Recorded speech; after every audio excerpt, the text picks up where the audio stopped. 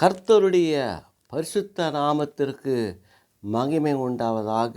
இந்த நாளில் ஒரு வித்தியாசமான வேத பாடமான பிரசங்கமோ அல்லது பிரசங்கத்தினுடைய வேத பாடமோ என்பது ஒரு ஆழமான சத்தியம். என்னுடைய பிரசங்கம் தண்ணி மேலே ஓடுகிற ஒரு படகாக இருக்கலாம், அல்லது கடலிலே ஓடுகிற நீர்மூழ்கி கப்பலாக இருக்கலாம். அந்த மாதிரி ஒரு வித்தியாசமான பிரசங்கம்தான் இந்த நாளிலே உங்கள் மத்தியிலே பதிவு செய்கிறோம். என்னென்று கேட்டால், நியாயப்பிரமாணத்துக்கும் இயேசு கிறிஸ்துவுக்கும் என்ன ஒற்றுமை?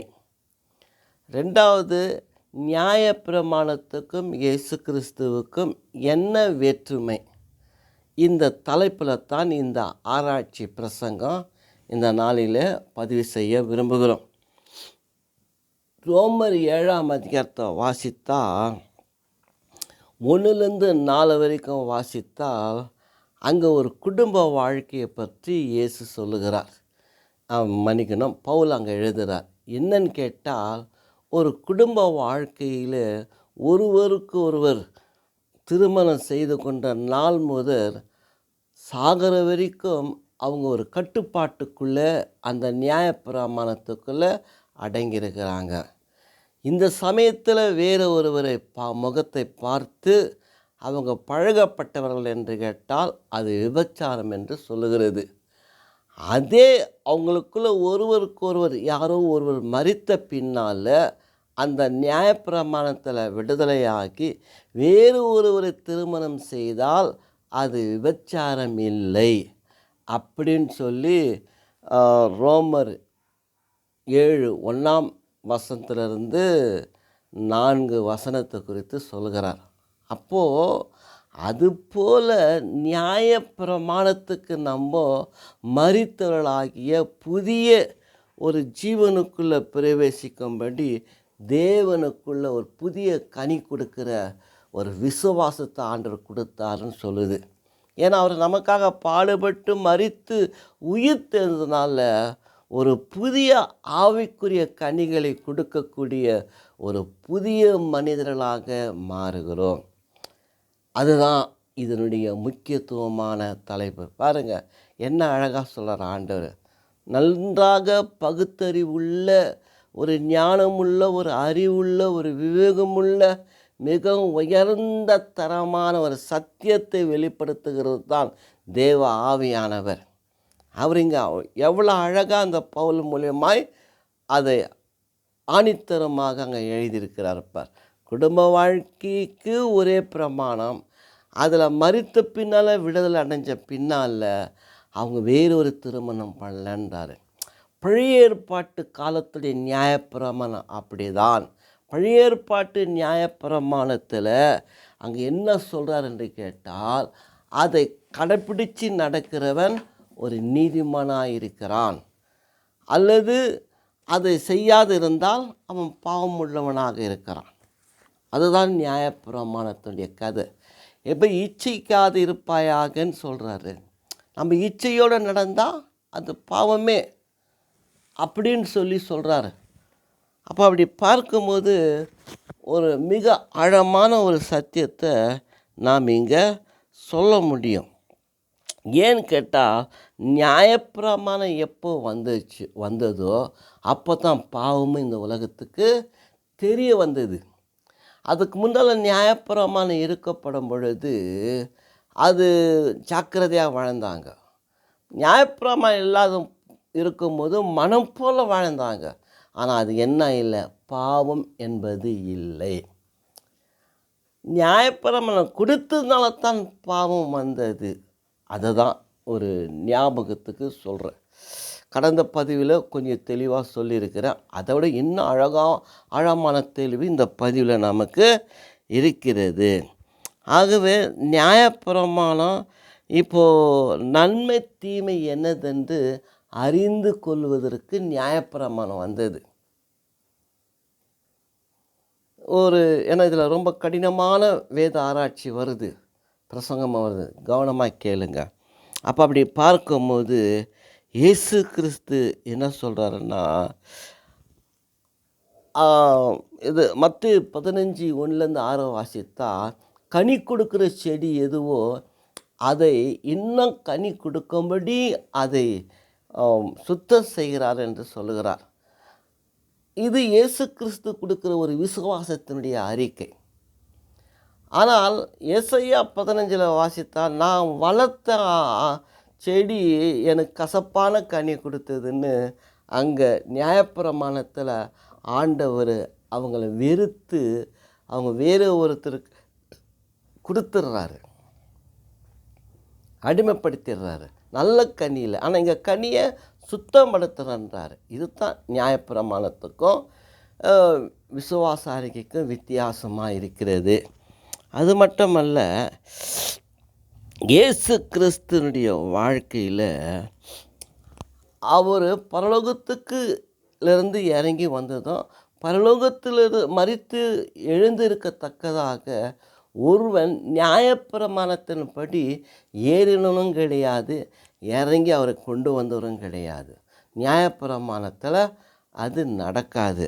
அப்போ அப்படி பார்க்கும் பொழுது இயேசு கிறிஸ்து அதான், என்னை அல்லாமல் பரலோகத்துக்கு போக முடியாது, வர முடியாது என்றார். அப்படின்னா இயேசு கிறிஸ்துடைய வாழ்க்கையில் என்ன அப்படிப்பட்ட ஒரு சத்தியம் இருக்குது? மோசஸ் எங்கே சொல்கிறாருன்னா, யோவான் 1:17 வாசித்தால், மோசஸ் உங்களுக்கு நியாயப்பிரமாணம் கொடுத்தாரு, ஆனால் இயேசு கிறிஸ்து உங்களுக்கு என்ன கொடுத்தாரு? கிருபையின் சத்தியத்தை கொடுத்தாருன்னு சொல்கிறார். நியாயப்பிரமாணத்தில் நீதிமானம் ஆக முடியல, அதை கடைப்பிடிக்க முடியல. 1000 ஒருத்தர், சில பேர் ஒருத்தர். எஸ்ரா நியாயப்பிரமாணத்தில் நல்ல விவேகம் உள்ளவராக இருந்து அநேக வேத புத்தகத்தை எழுதினார் என்று குறிப்பு இருக்குது. மோசஸ் அதை கடைப்பிடித்தார் என்று குறிப்பு இருக்குது. எங்கும் உண்மை உள்ளவன் அப்படின்னா நியாயப்பிரமாணத்துக்கு உண்மை உள்ளவர் மோசஸ். சிலர் இருக்கிறாங்க, ஆனால் மற்றவங்களால் முடியல. அதனால் இந்த இயேசு கிறிஸ்து என்னவா மாறினார்னா, நியாயப்பிரமாணத்துக்கு ஒரு முடிவை உண்டாக்கி முடிவாக இருக்கிறார். என்னென்ன பாருங்கள், இந்த 1 ராஜாக்கள் 21 வாசித்தால், ஆகாப்பு ராஜா நாபோத்துடைய திராட்சை தோட்டத்தை விரும்பி கேட்குறாரு, அவர் கொடுக்க மாட்டேன்னார். அவரோட மனைவியாகிய ஏசபேல் என்ன பண்ணாருன்னா, பொய் சாட்சிக்காரரை ஏற்படுத்தி அவர் சட்டத்தை மீறினார், தேவனுக்கு விரோதமாக நடந்தார், ராஜாக்கு விரோதமாக நடந்தாருன்னு சொல்லி பொய் சாட்சி சொல்லி கொலை பண்ணாங்க. நியாயப்பிரமாணம் 2-3 பேர் சாட்சியில் முண்டிடுச்சு. அதுதான் பாவத்தையும் செய்ய வைக்கும், பாவத்தை விட்டு விலகியும் செய்ய வைக்கும். இது அந்த கதையில் இருக்குது. ஆனால் இயேசு கிறிஸ்து அண்டையில் ஒரு விபச்சார ஸ்திரியை கொண்டு வரும்போது நியாயப்பிரமாணத்தின் பிரகாரம் மோசனுடைய கட்டளை கல்லெறியணும். நீ என்ன சொல்கிறன்னா, அவர் என்னன்றாருன்னா, நீங்கள் உங்களிலே பாவம் செய்யாதவர்கள் எவர்களோ கல்லெறிஞ்சு கொல்லுங்கன்றாரு. அப்போ எல்லாரும் சிறுவர் முதற்கொண்டு பெரியவர் வரைக்கும் விலகிட்டாங்க. அப்போ என்ன அர்த்தம்? அவர் சொன்னதுனால பாவிகளாக மாறி உணர்ந்து போனாங்க. ஒருவேளை அது சொல்லாத இருந்தால் அவனும் கூட நல்லவனுங்க, நீதிமானுங்க தான். எப்போ ஒரு நியாயப்பிரமாணம் இந்த உலகத்துக்கு வருதோ அப்போவே வேறுபட்ட கருத்து உருவாகுது. யெகோவா தேவனாகிய கர்த்தர் அவர் என்ன பண்ணுறாருன்னா, ஆதியாகமம் 6 வாசித்தால், மனுஷனை சிருஷ்டித்ததுக்காக மனஸ்தாபப்பட்டார். அவர் எப்போ மனஸ்தாபப்பட்டாரோ அப்போவே உலகத்தில் வாழ்ந்த அக்கால மனிதர்கள் பாவி என்று தீர்மானிக்கப்பட்டார்கள். அதுதாங்க இருக்குது. ஏன்னா அவர் மனஸ்தாபப்பட்டார், அதனால தான் அழிக்க ஆரம்பிக்கிறார். அதுக்கு முன்னால் எல்லாமே நீதிமான். நியாயப்பிரமாணம் வர்றதற்கு முன்னால் எல்லாமே நீதிமான், எல்லாமே பரிசுத்தம்.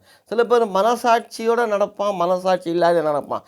நியாயப்பிரமாணம் இல்லாத பிரஜாதின கூட அவங்களே நியாயப்பிரமாணமாக இருந்து மனம் போல் வாழ்வாங்க, மனம் போல் தீர்த்து கொள்ளுவாங்க.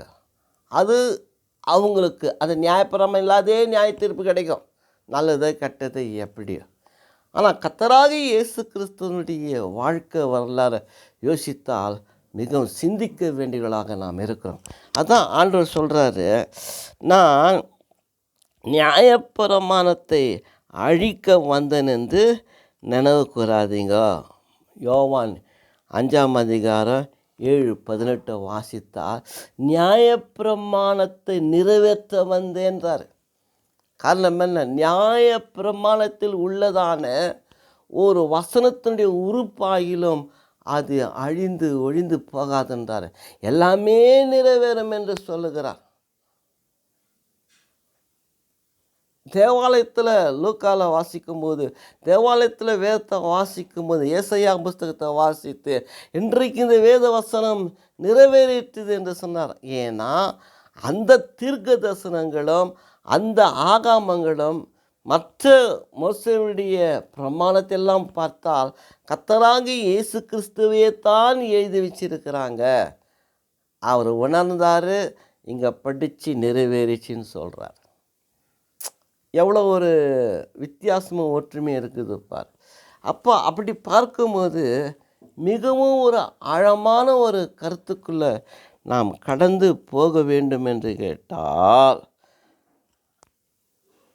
அந்த ஆண்டவர் லூக்கா 16:16 வாசித்தால், மன்னிக்கணும், தேவனுடைய ராஜ்யம் பிரசங்கம் பண்ணப்படுகிறது, அதில் பிரவேசிக்க பலவந்தம் பண்ணுகிறது, பிரவேசித்தார்கள். இங்கே தான் தேவனுடைய ராஜ்யத்தை பற்றி வேறொரு உபதேசத்தை அவர் கொண்டு வருகிறார். சிலுவையில் பாடுபட்டு மரித்து உயிர்த்ததுனால இதை விசுவாசித்து ரட்சிக்கப்பட முடியும்னு சொல்கிறார். அதுக்கு முன்னால் நியாயப்பிரமாணத்தில் அப்படி இல்லை. கீழ்ப்படிந்தால்தான் அந்த நீதிமானாக இருக்க முடியுன்றார். ஆனால் இயேசு கிறிஸ்து எப்போ சிலுவையில் பாடுபட்டு மரித்து உயிர்த்தெழுந்தாரோ அப்போவே விசுவாசத்துக்குள்ளாக மாறிவிட்டது. ஒரு முக்கியமாக ஒரு உதாரணத்தை சொல்லுகிறேன்.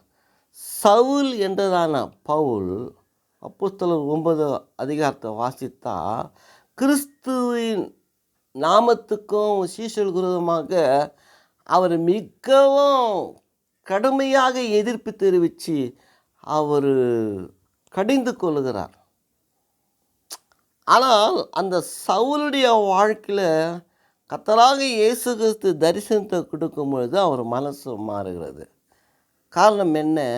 நியாயப்பிரமாணத்தில் பரிசேயனாக இருந்து பக்தி வைராக்கியத்தோடு சபையை பக்தியில் நன்றாக ஒரு நியாயப்பிரமாணத்தில் உறுதியாக இருந்ததுனால தான் இந்த புதிய ஏற்பாட்டு காரியமாக இயேசு கிறிஸ்துடைய வாழ்க்கை வரலாறு, அவர் பாடுபட்டு மரித்து உயிர்த்தெழுந்தது குறித்து எதிர்ப்பு தெரிவிக்கிறார்.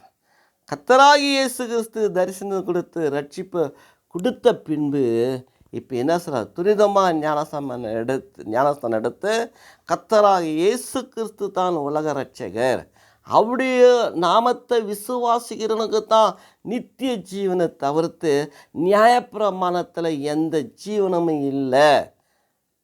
அவர் அதெல்லாம் ஒரு முற்றுப்புள்ளி வச்சு நிறைவேற்றி விட்டார். இனி அது இல்லை. புதிய மனிதனாக கனி கொடுக்கிற ஒரு கிறிஸ்தவர்களாக மாற வேண்டும் என்பதை இந்த ரோமர் 7:4 வாசித்தா நமக்கு திட்டவட்டமாக அங்கே சொல்லுகிறார். அப்போ அப்படியே நம்ம பார்க்கும்போது அவர் அதாவது 4 வாசித்தா நியாயப்பிரமாணம் அல்ல, என்ன சொல்கிறாரு? இயேசு கிறிஸ்து மரித்து எழுந்ததுனால அவர் மூலமாய் தேவனுக்கு கனி கொடுக்கக்கூடியவர்களாக இருக்கிறோம். அங்கே தான் இருக்கிறது சத்தியம். நம்மளோட வாழ்க்கையில் மிகுந்த கனி, ஒரு ஆவிக்குரிய கனிகளை கொடுக்க வேண்டியவர்களாக இருக்கிறோம். அன்பு, சந்தோஷம், சமாதானம், பலவிதமான நற்குணமான குணங்களை நாம் ஆளுகை செய்ய வேண்டும் என்பது தான் இந்த புதிய ஏற்பாட்டினுடைய கொள்கை. ஆனால் அதே பழைய ஏற்பாட்டில் அந்த நியாயப்பிரமாணம் யாருக்கு கொடுக்கப்பட்டது என்று சொல்லி 1 தீமோத்தேயு 1 வாசித்தால், பாவிகளுக்கும் துன்மார்க்கனுக்கும் மனப்போல வாழுகிறவனுக்கும் அந்த மாதிரி ஒரு தவறு செய்யக்கூடியவர்களுக்காகத்தான் கொடுக்கப்பட்டது. ஆனால் எந்த மனம் மாறினதாக இல்லை.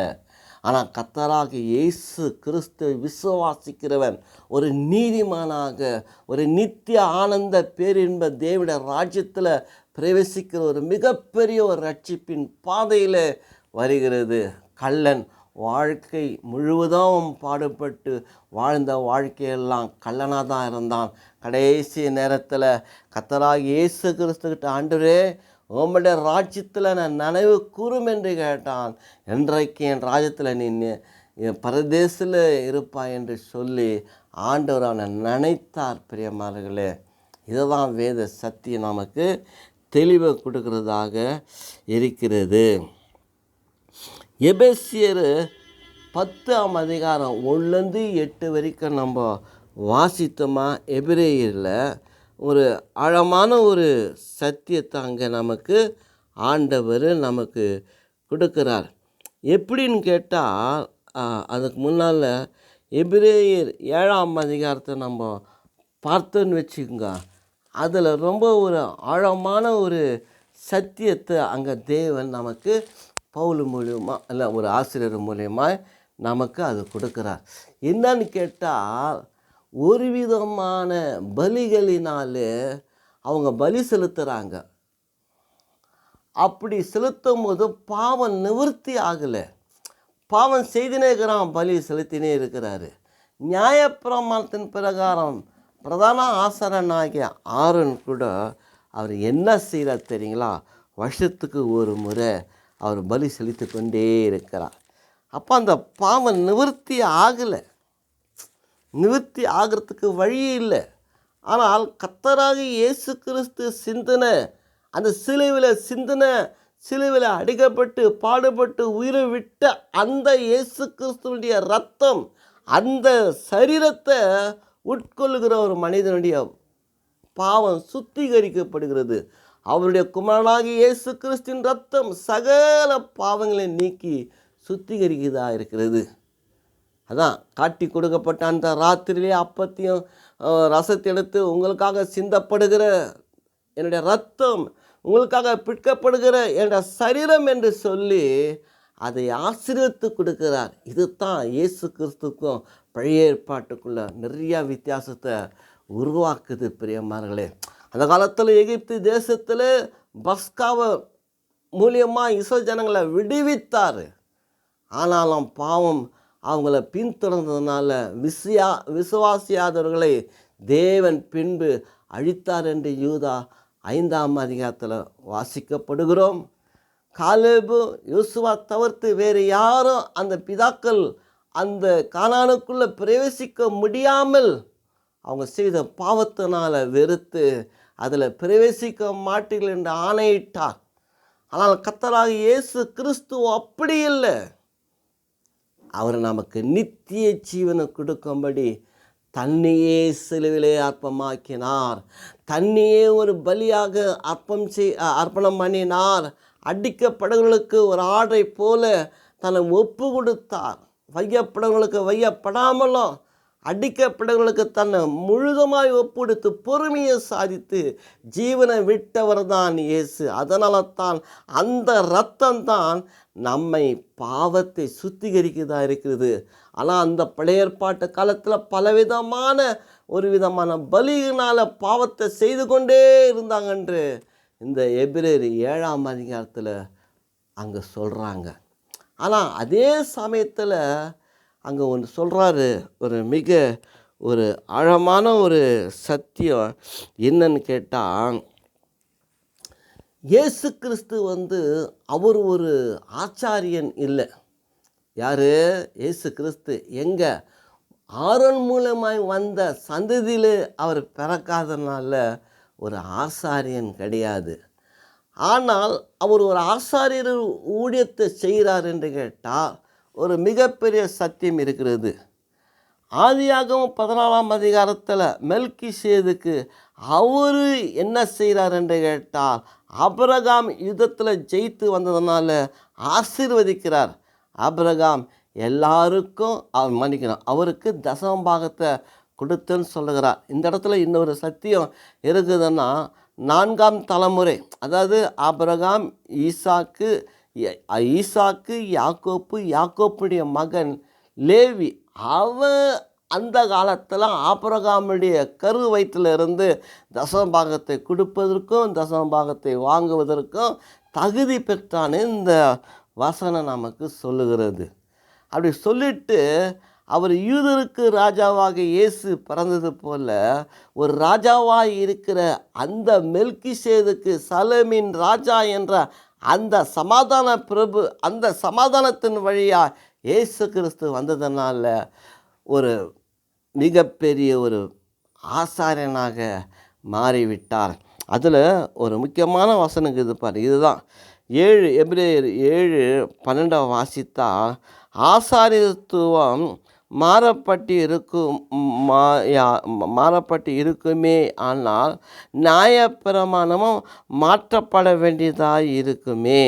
அப்படின்னா ஒரு நியாயப்பிரமாணம் மாறணும்னா ஆசாரியன் சாக வேண்டும், அப்போ தான் மாறும். ஆனால் நியாயப்பிரமாணத்தில் இல்லை. ஒரு உதாரணமாக ஆரோன்னு, அவருக்கு அடுத்து எலியாசருக்கு அடுத்து அப்படியே வாரிசாக நிற்கும் போது எந்த நியாயப்பிரமாணமும் மாற்றப்படவில்லை. ஆனால் நம்முடைய பலங்களை குறித்து பரிதாபிக்கிற ஒரு பிரதான ஆசாரியன் இந்த மெல்கிசேதேக்கின் வழியாய் வந்ததுனால அவர் என்ன பண்ணிட்டாரு, நியாயப்பிரமாணத்தையே மாற்றுறாரு. என்ன பிரமாணம்?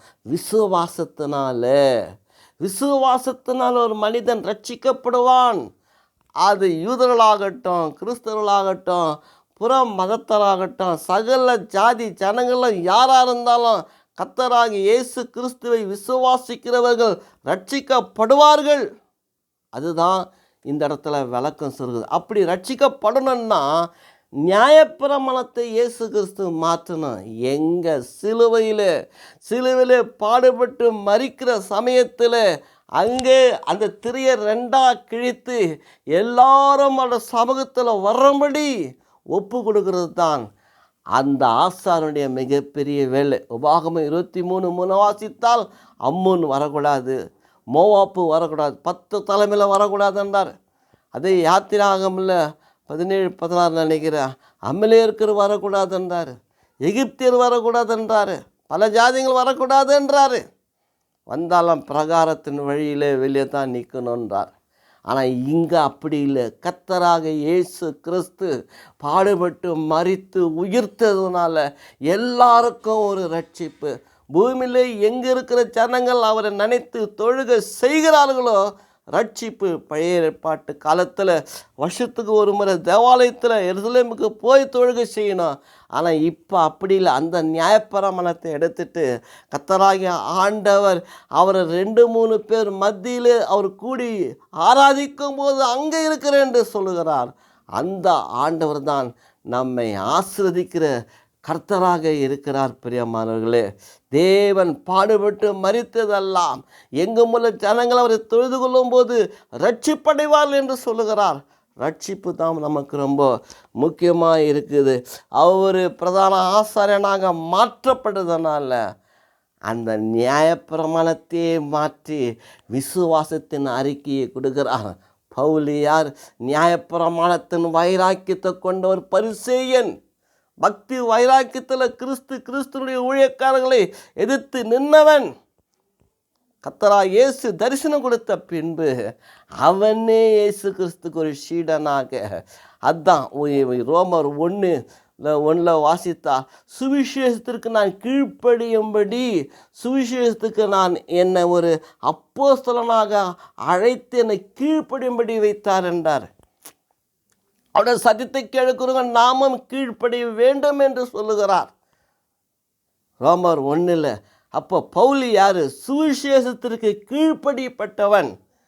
அதனால் பெரிய மனமாற்றம் அடைந்து வைராக்கியத்தோடு கிறிஸ்துவின் நாமத்தை அறிக்கை செய்தார்.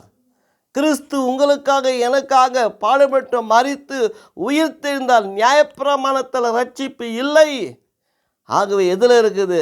கர்த்தராகிய இயேசு கிறிஸ்துவை விசுவாசிக்கிற ஒரே ஒரு விசுவாசத்தில் தான் ரட்சிப்பு இருக்குது என்று சொல்லி அங்கே பவுல் அழகாக தான் சரித்திரத்தை எழுதி கொண்டு போகிறார் பிரியமானவர்களே.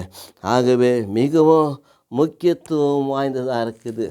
அது மட்டுமல்ல, இந்த எபிரேயர் 10 வாசித்தால் அங்கே ஒரு விதமான பலியினால் அன்றாட பலி நடந்துனே இருக்கும். பாவம் நிவர்த்தி ஆகாது. பலி செலுத்தினே இருப்பாங்க, பாவம் செய்துனே இருப்பாங்க. ஆனால் 10ஆம் அதிகாரத்தில் நம்ம வாசித்தோம்னா, கர்த்தராகிய இயேசு கிறிஸ்து இந்த உலகத்தின் பாவத்தை சுமந்து ஒரே தடவை நமக்காக பாடுபட்டார். இனி பலி தேவையில்லை. பழைய ஏற்பாட்டில் ரத்த சிந்துதல் இல்லாமல் பாவம் மன்னிப்பு இல்லை அப்படின்னு கேட்டால் அந்த நியாய பிரமாணத்தையே எடுத்து விட்டார் ஆண்டவர். அப்போ ரத்த சிந்துதல் தேவை என்று கேட்டால் கர்த்தராக இயேசு சிந்தின இரத்தத்தை தான் நாம் விசுவாசிக்க வேண்டும். அவர் சிந்தின அந்த இரத்தம்தான் அவருடைய உயிர். அவர் சிந்தின அந்த இரத்தம்தான் நமக்காக பாடுபட்ட ஒரு பலி. நமக்காக மாண்ட இயேசு கிறிஸ்து. அந்த இரத்தம்தான் நம்மை கழுவி சுத்திகரிக்குது என்று சொல்லி 1 யோவான் 1ஆம் அதிகாரத்தில் சொல்லுகிறது. ஏன்னா ரத்தம் இல்லாவிட்டால் பாவம் நிவர்த்தி ஆகாது. இயேசு கிறிஸ்துவனுடைய ரத்தம் சகல பாவங்களை சுத்திகரிப்பதற்கு அவருடைய ரத்தம் தான் இம்பார்ட்டன்ட். அதனால தான் விசுவாச அறிக்கையை மாற்றினவர் தான் இந்த பவுலுடைய வாழ்க்கை. ஆகவே தான் அந்த இடத்துல நமக்கு ரொம்ப தெளிவுமாக அந்த ஆண்டவரை பற்றி சொல்கிறார். பாருங்கள், 9:27 வாசித்தார். அன்றியும் ஒரே தரம் மரிப்பதும் பின்பு நியாயத்தீர்ப்படிவிப்பதும் மனுஷனுக்கு நியமிக்கப்பட்டு இருக்கிறது. ஏன்னா அதுக்கு மேலே அப்படி இருந்தும் உலகம் உண்டானது முதற்கொண்டு அவர் அநேக தரம் பாடுபட வேண்டியதாக இருக்குமே. அப்படி அல்ல, அவர் தம்மை தாமே பலி ஆனதினாலே பாவங்களை தீர்க்கும் பொருட்டாக இந்த கடைசி காலத்தில் ஒரே தரம் வெளிப்பட்டார், ஒரே தரம் மரித்தார், ஒரே தரம் சிலுவையின் பாடு மரணம் எல்லாமே முடிஞ்சது, ஒரே தரம் உயிர்த்தெழுந்தார் ஆண்டவர். இந்த உயிர்த்தெழுந்ததில் ஒரு சத்தியம் இருக்கிறது. என்னன்னு கேட்டால் அது குறித்து நாம் கேட்கப்படும் போது, நெகேமியா வாழ்ந்த காலத்தில் அவன் அந்த அர்த்தாஸ்கிட்ட கேட்குறாரு, நீ கருணை செய்தால் எங்கள் பிதாக்களுடைய மதில் சேவரெலாம் நாங்கள் எங்கள் பட்டணத்தை கட்டிக்குவோம், கலரையும் சீர்படுத்திக்குவோன்னு சொல்லி அவர் வராரு. ஒரு இம்பார்ட்டண்ட்டுடைய ஒரு சத்திய பொருள். எங்கள் நெகேமியா 1:5 மன்னிக்கணும் 2:5 அப்புறமா 6:15 இதிலெல்லாம் வாசித்தால் அந்த 52 நாளில் மதியில் கட்டுறாரு. மற்ற அந்த கலரையெல்லாம் ஒழுங்குபடுத்துகிறாரு. பழைய ஏற்பாட்டு காலத்தில் பரிசுத்தவான்கள் யார் மரித்தாலும் கல்லறை தோட்டம் அந்த பிதாக்கள் அடக்கம் பண்ணப்பட்ட இடத்துல தான் அடக்கம் பண்ண வேண்டும். அதுதான் பாக்கியமாக இருந்தது. ஆனால் கர்த்தராகிய இயேசு கிறிஸ்து உயிரோடு எழுந்ததுனால கல்லறை இல்லை, கல்லறை தோட்டம் இல்லை. அவர் உயிரோடு அவர் சிலுவையில் ஜீவனை விட்ட உடனே பூமியில் இருக்கிறவங்க என்ன பண்ணாங்க, மரித்த சகல பரிசுத்தவான்கள் உயிரோடு எழுந்துக்கிட்டாங்க. பட்டணத்தில் யாருக்கும் தரிசனத்தை கொடுத்தாங்க. இயேசு கிறிஸ்துடைய கல்லறை இன்ன வரைக்கும் திறந்திருக்கிறது. 2025 ஆண்டுகள் ஆயும் அவருடைய கல்லறை இன்னும் திறந்தே இருக்குது. இயேசு உயிர்த்தெழுந்தார். மத்தேயு 28:6 வாசித்தால், லூக்கா கடைசியிலே அதிகாரத்தில் 6 வாசித்தால், அவர் இங்கே இல்லை, அவர் உயிர்த்தெழுந்தார். மார்க்கு 16 கூட அவர் இங்கே இல்லை, அவர் உயிர்த்தெழுந்தார். யோவானில் கூட அவர் இங்கே இல்லை, உயிர்த்தெழுந்தார். கல்லறை திறந்திருக்கிறது. நெகேமியாவோட ஊழியத்தில் கல்லறை மரித்து போனவங்களை கட்டி சீர்படுத்தி ஒழுங்குபடுத்தினார். அதை விட ஒரு மேலான ஒரு ஊழியத்தை இயேசு கிறிஸ்து செய்தார் என்று கேட்டால், மரித்த பரிசுத்தவான்களை எழுப்பினார். இவரும் 3ஆம் நாள் உயிரோடு எழுந்து இந்த உலகத்துக்கு தரிசனத்தை கொடுத்தார். பிரியமானவர்களே, 40 நாள் தரிசனம் கொடுத்து பின்பு பரலோகம் சென்று விட்டார். அதே போல் எஸ்ரா புஸ்தகத்தை வாசித்தால் 5ஆம் அதிகாரம் 15 பார்த்தோம்னா, அங்கே எஸ்ரா பாபிலோனில் வந்து தேவாலயத்தை அவர் கட்டி முடிக்கிறார். எஸ்ரா தேவாலயத்தை கட்டி முடிக்கப்படும் பொழுது அவர் என்ன செய்கிறார் என்று கேட்டால், தேவனாய கர்த்தர் அந்த ஆலயத்தை காட்டிலும் ஒரு மேலான ஆலயத்தை தேவன் ஏற்படுத்துகிறார். என்ன ஆலயம் என்று கேட்டால், மத்தேயு 6:17 மன்னிக்கணும், மத்தேயு 17ஆம் அதிகாரம் 23, மத்தேயு 26:32, மத்தேயு 28:6 இப்படிப்பட்ட காரியங்களை வாசித்தால் இயேசு பாடுபட்டு மரித்து உயிர்த்தெழுவேன் என்று சொல்லிக்கொண்டே இருக்கிறார். மன்னிக்கணும். அதே யோவான் 12:19 சொல்லும்போது, இந்த ஆலயத்தை இடித்து தள்ளுங்க, 3 நாளைக்கு பின்பு ஆலயத்தை எழுப்புவேன் என்று சொல்லுகிறார். இந்த ஆலயத்தை இடித்து தள்ளுங்க, நான் ஆலயத்தை எழுப்புவென்றார். அங்கே தான் ஒரு ட்விஸ்ட்டு, நமக்கு கூட கொஞ்சம் ட்விஸ்ட் ஆகுது. ஏன்னா 40 வருஷமாக கட்டப்பட்ட அந்த ஆலயமா இல்லை வேறு எந்த ஆலயமா புரியல, சீஷர்களுக்கே புரியாத ஒரு புதிராக இருக்குது. அதனால் யோவான் 2:22, யோவான் 12:16 வாசித்தால், சீஷர்கள் இயேசு கிறிஸ்து உயிர்த்தெழுந்த மகிமை அடையும் போது அவர் தேவாலயத்தை பற்றி சொல்லலை, தன்னை குறித்து, தன்னுடைய மரணத்தின் குறித்து, 3 நாள் உயிரோடு எழுப்புவதை குறித்து, இதுதான் ஒரு தேவாலயம் என்பதை நினைவு கூர்ந்தார்களாம். எவ்வளோ ஒரு ஆழமான சத்தியம் பாருங்கள். இயேசுடைய ஊழியம் அப்படிப்பட்டது. இயேசுடைய ஊழியம் வாழ்க்கை வரலாறு. அந்த மாதிரி ஒரு உயர்ந்த தரமான தேவகுமாரன் தான் நமக்காக இந்த உலகத்துக்கு வந்தார். மிகவும் இந்த உலகத்தை நமக்காக படைத்து சிருஷ்டித்த தேவகுமாரனாகிய கிறிஸ்து பிதா கொண்டு அவரை சிருஷ்டித்த அந்த ஆண்டவர் தேவனை அறிந்தோம் அறியாதவர்களாக, தேவனுடைய நாமத்தை மகிமைப்படுத்தாமல் அந்த படைப்புகளை வணங்கினாங்க என்று ரோமர் 1ஆம் அதிகாரத்தில் சொல்கிறாரு. அங்கே வாசிக்கும் எவ்வளோ வேதனையாக இருக்குது தெரியுங்களா? அந்த ஆரோன் கூட தேவனாய கர்த்தருடைய நாமத்தில் பல நன்மைகளை பல அற்புதங்களை செய்தாலும் கன்றுகுட்டி செய்வதற்கு ஆலோசனை கொடுத்து செய்தாம் பாரு. தேவனாய கர்த்தரை மறந்து விட்டார்கள். வணங்காத கழுத்து உள்ளவர்கள், விருத்த சேதனம் இல்லாதவர்கள், நியாயப்பிரமாணத்தின் இல்லை. அதை இயேசு கிறிஸ்து பிறந்த காலத்தில் நியாயப்பிரமாணத்தின் பிரகாரம் 8ஆம் நாளிலே தேவாலயத்தில் தன்னை பிரதிஷ்டை பண்ணி ஒப்பு கொடுத்தார் ஆண்டவர். அதுபோல தான் கர்த்தராகிய இயேசு கிறிஸ்துடைய வாழ்க்கை வரலாறு. தாய் தகப்பனை கனம் பண்ணோன்னாங்க, அவர் கீழ்ப்படிந்தவராக இருந்தார். 30 வயதில் தான் ஊழியத்துக்கு வர ஆரம்பித்தார். தேவன் ஒரு உன்னதமான தேவகுமாரன். நீங்களும் நானும் ஆராதிக்கிற நம்முடைய கர்த்தர் ஒரு உயர்ந்த ஆண்டவர், ஒரு மேலான ஒரு ஆண்டவர், ஒரு மேலான சத்தியமுடையவர், ஒரு மேலான கிருபை உள்ளவர். உங்கள் மேலேயும் என்ன மேலேயும் மனதுருகி ரட்சிக்க வந்த இரட்சகராக இயேசு கிறிஸ்து தான் நம்முடைய தேவன். அவரையே ஆராதிப்போம், அவரையே தொழுது கொள்ளுவோம், அவருக்கு பயந்து விசுவாசத்தில் நடப்போம், ரட்சிக்கப்படுவோம். அவருடைய ராஜ்யத்தில் பலவாந்தம் பண்ணப்படும் பொழுது நாமும் பிரவேசிப்போமாக. கர்த்தர் நம்மை ஆசீர்வதிப்பாராக. இது ஒரு ஆழமான சத்தியம். பிரியமானவர்களே, உங்கள் நண்பர்களுக்கு, குறிப்பாக ஊழியக்காரர்களுக்கு, உங்கள் போதர்களுக்கு அனுப்புங்க. அதை யோசித்து தியானம் பண்ணுவாங்க. கர்த்தர் நம்மை ஆசீர்வதிப்பாராக. ஆமென்.